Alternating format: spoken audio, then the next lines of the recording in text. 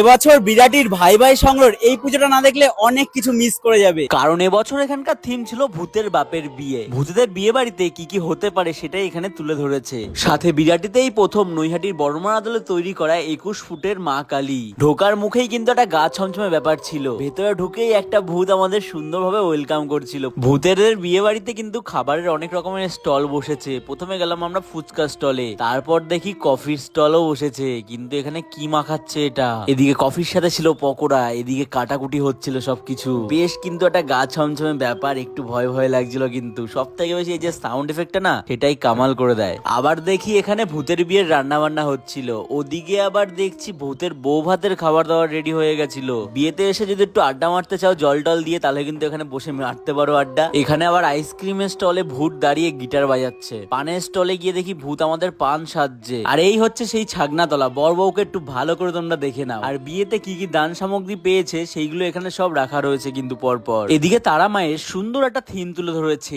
এদিকে শ্মশানে আবার কি একটা জ্বলছিল। সাথে রয়েছে মা কালী। নৈহাটির বড়মার আদলে তৈরি করা এই মূর্তি কি সুন্দর লাগছে দেখো। এখনো কিন্তু কাজ বাকি রয়েছে, যেহেতু 20 তারিখে পুজো। আমি 19 তারিখ রাতে গেছিলাম ভিডিওটা করতে।